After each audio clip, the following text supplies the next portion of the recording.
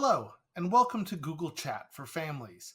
Today I'd like to talk a little bit about the tool Chat that is included in the G Suite for Education. Chat is a tool being used by some teachers to communicate with their students both during synchronous learning time as well as on occasion during asynchronous learning time. Today I'd like to go over how the tool works and what you can expect if your students are using the tool. We'll begin with how you access Google Chat. Google Chat can be accessed one of three ways if you are on a PC, a Mac computer, or a Chromebook. Option one is here in the Google App Manager. When you click on the Google Apps Manager or the waffle, you will have the option for Chat right here. As soon as you click on Chat, it opens up and your student will be logged in with their APS ID. That's the @aps.edu. Here in the chat, you will find a place where students can create rooms, chat with individuals, as well as include bots. We will go over that a little bit later. The second option is that students can simply go to chat.google.com. Going to chat.google.com will do the exact same thing. The third option, and one that some teachers are taking advantage of, is that this can be accessed through Gmail. If you go to the Gmail app, here in the app, you will see on the left-hand side the chat option. By clicking the plus symbol, a student can create a new chat, either by typing in the name of a person.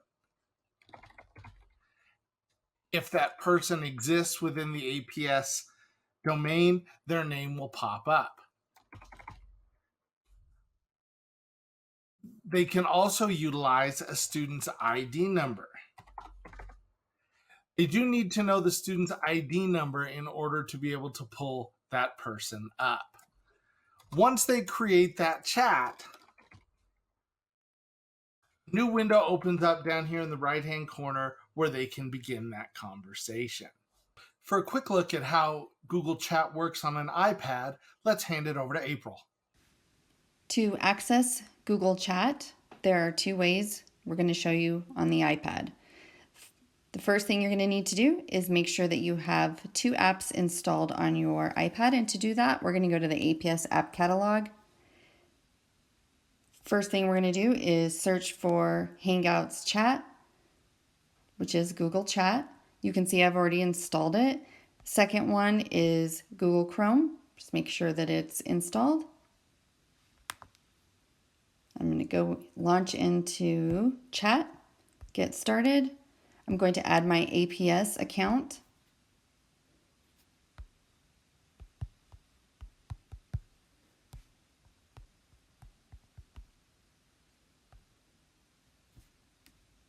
This is a G Suite account. Okay, then you can see I am signed in. So now I'm going to select my account. And all the chats that I am active in are going to come up on the on my screen. I can see down here I have individual chats, and then I have rooms that I'm a part of. And rooms might be different teachers, have like classrooms. Additionally, I can search for something up here, or I can create a new room with maybe a group that I'm working with, or again, chat with an individual person. You can enable this by tapping on the three dots and sign out, or tap Do Not Disturb. You can also go into settings, and you have a few more options in here. So that is the first way. Second way is to go into Chrome. And in my Chrome browser, I'm going to type in chat.google.com. And I'm going to repeat that same process to sign in, and it functions almost exactly the same. If students are using Google Chat with their teachers or classmates during class time, there are some basic rules that we would like students to observe and you as a parent or family member can help them observe these rules. Number 1, Google Chat is only to be used to communicate with teachers and classmates as directed by the teacher or other school personnel. It is not meant as a tool for communication outside of the classroom. Keep in mind again that not all teachers will choose to use Google Chat as part of their instruction. If you have questions about whether or not a teacher is using this tool, please contact that teacher directly. Students must use their APS login with Google Chat in order to be able to access it and communicate with teachers and classmates. Their login, as always, is their ID number at aps.edu and the password that they're using for other Google applications. Students need to understand that all activity in Google Chat is logged and can be reviewed at any time as deemed necessary by APS. If there are concerns about what is happening in Google Chat, please contact APS. Students need to make sure that when they are communicating through Google Chat, they know who they are communicating with. When in doubt, a student should contact their teacher or discuss this with a parent or family member immediately. Students must also understand that teachers' replies may not be immediate within Google Chat, as teachers oftentimes will have more than one chat running at a time. However, if a teacher chooses to use chat with their class, that teacher should provide guidance on how they will handle Google Chat communications during classroom times. Finally, it is recommended that students turn on notifications for teacher classroom chats so that they know when activity is occurring in the chat. A chime will sound, letting students know that something has been posted to that chat. When using Google Chat, here on the left-hand side, underneath chat, students can add individuals. For example, if I wanted to add a colleague, I can simply type in that person's name, select them, create, and now a chat has been created on the left with that individual. Teachers can create chat rooms here, and those will show up under the rooms area. As you see here, I have Mr. G's classroom. In order for students to communicate within a room, they simply select on the room and they can type a reply.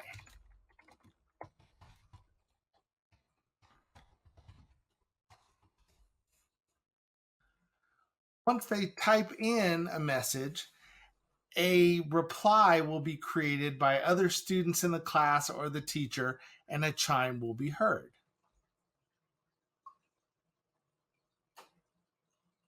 Those chimes can be heard as long as the students have notifications turned on, which they are by default. If students are studying and need to turn the notification off, they can click on the 3 vertical dots and silence those notifications and turn them on later. Students do have the option of leaving a room by selecting the 3 vertical dots and choosing Leave Room. There is also the option, if students are getting inappropriate chats from somebody, they can click on that individual and they can choose Block, which will prevent additional messages from coming through. Within Google Chat, students do have the ability to use not only text, but they can use emojis as well that are built right in here to Google Chat. Google Chat is a tool that's intended for use within the school day to allow students to communicate with one another for class-related issues, as well as allow teachers to communicate with students. However, there may come a time where something happens that is inappropriate. In that case, it's a good idea to know how to capture that inappropriate interaction so that it can be reported to the appropriate people. To do this, you are going to use the screen capture option on your computer or your iPad or your Chromebook. On a Windows machine, the best way to do a screen capture is to hold the following 3 buttons. the Windows button, the Shift button, and the S button. When you do that, you see that the screen grays out and your mouse becomes a crosshair. You can simply drag that crosshair across the area you want to capture and let go. At the bottom of the screen, a snip opens up, and that snip can now be saved. You can even mark on it where something has happened that you need to point out. That's the way that you can capture this on a Windows machine. On a Mac computer, you're going to hold down the 3 following keys: Shift plus Command plus 3. That's going to do the exact same thing as it does on the Windows machine. It will create a cursor so that you can draw out the area you want to capture. That will be saved to your desktop on a Mac computer, whether it be an iMac or a MacBook. If you're working with an iPad, you will press the button on the top of the iPad as well as the home button at the same time.